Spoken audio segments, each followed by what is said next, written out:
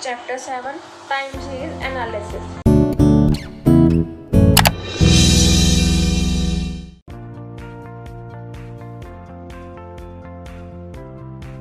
Definition.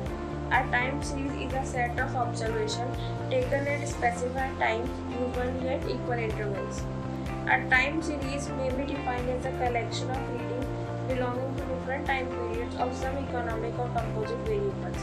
जो time series होती है वो कलेक्शन ऑफ रीडिंग होती है किसकी तरफ से डिफरेंट टाइम पीरियड्स होते हैं इकोनॉमिक और कंपोजिट वेरिएबल्स के। Establish relationship between cause and affect relationship कि क्या कारण था और उसके क्या इफेक्ट हुए। One variable is time, which is independent variable, and the second is data, which is the dependent variable. एक वेरिएबल टाइम है जो कि इंडिपेंडेंट वेरिएबल होता है और सेकंड इज डेटा जो कि दूसरों पे डिपेंड करता है। Components of time series: secular trend, cyclical variation, seasonal variation and irregular variation भी components होते हैं जो अपन एक आगे पढ़ेंगे। What is secular trend? Increase or decrease in the movement of a time series is called secular trend. कि यहाँ तो increase होता है, यहाँ तो decrease होता है, यहाँ तो बढ़ता है, यहाँ पे घटता है movement, उस movement को अपन क्या बोलते हैं secular trend. Our time series data may show upward trend or downward trend or a period of years due to the following factors. कि जो टाइम सीरीज डेटा है या तो वो अपवर्ड ट्रेंड बताता है या फिर डाउनवर्ड ट्रेंड बताता है और a period of years due to the following factor.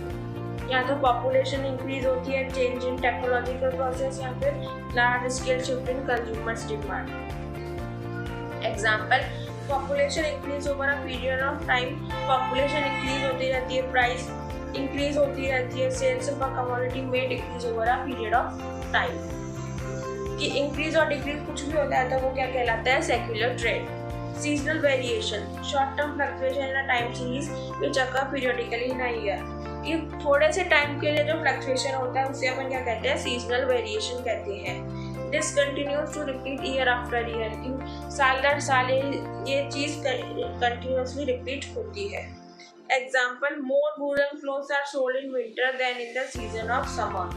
Obvious सी बात है ना, विंटर्स में ही तो वूलन बिकते हैं, समर में कौन खरीदते हैं लोग, मगर बहुत कम खरीदते हैं कि अगर उन्हें आउट स्टेशन जाना है तो। Cyclical variation, recurring upward or downward movements in a time series, but the period of cycle is greater than a year. कि upward और downward movements होते हैं टाइम सीरीज में, मगर जो पीरियड ऑफ साइकिल होता है वो एक साल से ज़्यादा का होता है। इसमें प्रॉस्पेरिटी, रिसेशन, डिप्रेशन, रिकवरी ये चारों स्टेजेस से पास होता है।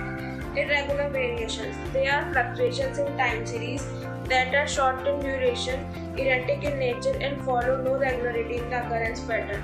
कि इनमें कोई रेगुलरिटी नहीं होती, कभी भी ये हो जाते, किसी भी वक्त हो जाते, कोई ड्यूरेशन नहीं होती। They are residual variation, since what is left out in the time series after trend, cyclical and seasonal variation. इन्हें अपन रेसिडुअल वेरिएशन भी कहते हैं क्योंकि ये जो सीजनल ट्रेंड और साइकिल के होने के बाद होता है।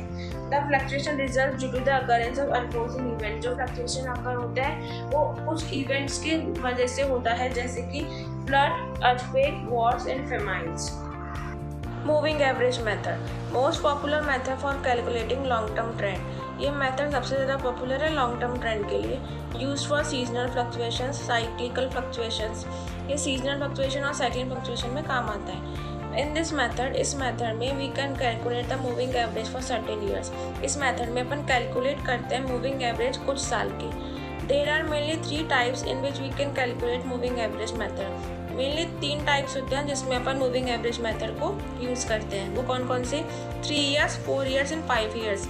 We will discuss one by one in the next slides. अब है 3 yearly moving average method. Years given है 1980, 1981, 1982, 1983, 1984, 1985, 1986, 1987, 1988, 1989। सेल्स गिवन है 3, 4, 8, 6, 7, 11, 9, 10, 14, 12। अब अपन देखेंगे 3 ईयरली मूविंग एवरेज मेथड। इसमें ईयर्स गिवन है और सेल्स गिवन है। ईयर्स 1980, 1981, 1982, 1983, 1984, 1985, 1986, 1987, 1988, 1989। सेल्स गिवन है 3, 4, 8, 6, 7, 11, 9, 14, 12। Find 3 yearly moving averages and plot and graph. Years given है, सेल्स गिवन है। अब 3 ईयर्स टोटल कह रहे हैं अपने को 3 ईयर्स की तरह निकालना है। तो पहले 3 साल लिए 3, 4 और 8, ठीक है। फिर जो ये 15 ऐसा है, 18 कैसे आएगा, 3 छोड़ा 4, 8 और 6, ऐसे ही 21 कैसे आएगा, 8, 6, 7, एक एक छोड़ते जाओ और करते जाओ। 24, 6 + 7 + 11, 27, 7 + 11 + 9, 30 कैसा है, 11 + 9 + 10, 33, 9 + 10 + 14 और 36, 10 + 14 + 12, ठीक है। 3 ईयर्स टोटल। अब अपन को क्या निकालेंगे, मूविंग एवरेज।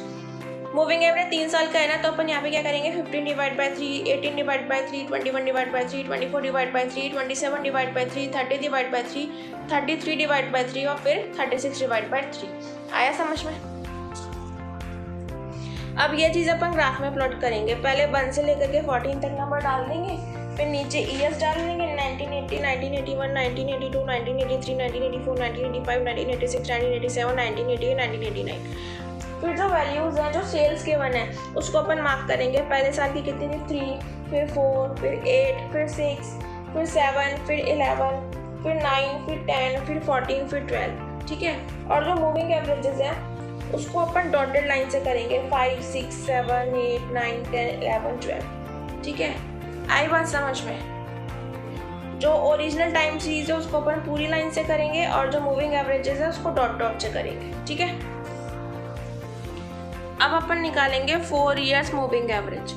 ईयर्स गिवन है 1991, 1992, 1993, 1994, 1995, 1996, 1997, 1998 और सेल्स गिवन है 36, 43, 43, 34, 44, 54, 34 और 24। अब अपने को क्या कैलकुलेट करना है, 4 years moving average following data का। ईयर्स गिवन है, सेल्स गिवन है। अब अपन क्या करेंगे, 4 साल का लेना है ना, तो 1, 2, 3 और 4, ठीक है। 156 कैसे आया, 6 + 3, 9 + 3, 12 + 4, 16, ठीक है। 4 + 3, 7 + 4, 11, 11 + 3, 14 और कैरी 1 किया हुआ था 156।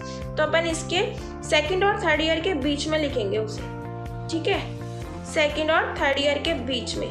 फिर क्या लेंगे, 43, 43, 34, 44, इन चारों को 1993 और 1994 के बीच में लेंगे, ठीक है। फिर 175, 343 + 34 + 44 + 54, 175। इसी तरह से अपन ये सारे निकालेंगे। फिर अपन क्या करेंगे, 156, उसमें 3 ईयर्स था तो 3 से डिवाइड किया था, अब अपन 156 / 4 करेंगे। 156 / 4, 164 / 4, 175 / 4, 166 / 4, 156 / 4। ये समझ में आया, ये चीज़ कहाँ से आई थी, 1, 2, 3, 4, फिर 1, 2, 3, 4, एक एक छोड़ते जाओ, 1, 2, 3, 4, 1, 2, 3, 4, 1, 2, 3, 4। लास्ट जैसे ये लास्ट वाला 4 + 4, 8 + 4, 12 + 4, 16, 4 + 1, 5, 5 + 5, 10, 10 + 3, 13 + 2, 15। हो गया चेक। फिर अपन 4 ईयर्स मूविंग, इस वाले में याद रखना कि एक लास्ट वाला कॉलम एक और एक्स्ट्रा बनेगा। 39 + 41 / 2, ये जो दोनों साल का है इसको अपन डिवाइड करेंगे।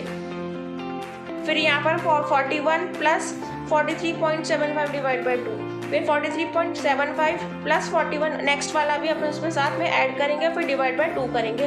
इससे 4 ईयर्स वाले में होगा। इसमें 41.5 + 39 होल डिवाइड बाय 2, तो 40.25 आया समझ में। अब इसका ग्राफ, पहले ईयर सीख लेंगे 98 तक, 1991 से, फिर अपन ये फिगर्स लिख लेंगे 5, 10, 15, 20। ये आप अपने मन से कैसे भी ले सकते हैं, मेरे को ऐसे ही कन्वीनियंट लगा तो मैंने ऐसे बना दिया। फिर अपन वैल्यूज प्लॉट कर देंगे जैसे अपन ने 3 ईयर्स में की थी, और फिर जो ट्रेंड वैल्यूज है उनको भी अपन उसी तरह से प्लॉट कर देंगे। अब अपन निकालेंगे लीस्ट स्क्वायर मेथड। इसमें ट्रेंड वैल्यू क्या होती है, y = a + bx। a क्या होता है, समीशन y/n और b होता है समीशन xy/समीशन x²। फिर calculate the trend value by least square method. Years given है 2001, 2002, 2003, 2004, 2005। सेल्स गिवन है 35, 56, 79, 80 और 40। ईयर्स गिवन है, सेल्स गिवन है, N5 है, समीशन ऑफ y 290 है, सबको प्लस करेंगे 290 आएगा। फिर अपन डेविएशन निकालेंगे, वो कैसे, x माइनस 200, ठीक है, -2 -1 0 1 और फिर 2, ठीक है। 2001 2002 और 2003 को अपन ने माना है, ठीक है, आया समझ में। फिर अपन एक्स स्क्वायर निकालेंगे, फिर अपन एक्स वाई करेंगे, 2 इंटू 35 कितना होगा 70 -1 इंटू 56। अब आ गया समझ में, आई होप आपको ये क्लियर हो गया होगा। फिर हम y is equal to a plus b x, values को अपन पुट कर देंगे, ठीक है। पुट करेंगे तो क्या निकलेगा, 51.2 54.6 58.0 61.4 64.8। डेविएशन अगर वापस देख लो, x माइनस 2003 माइनस 2001 कितना आएगा, -2 2003 माइनस 2002 -1 2003 माइनस 2003 कितना हो गया 0 2004 माइनस 2003 1 2005 माइनस 2003 2। एक्स स्क्वायर निकालेंगे, 41014 समीशन ऑफ एक्स स्क्वायर आ जाएगा। फिर अपन एक्स वाई निकालेंगे, -70 -50 0 80 80।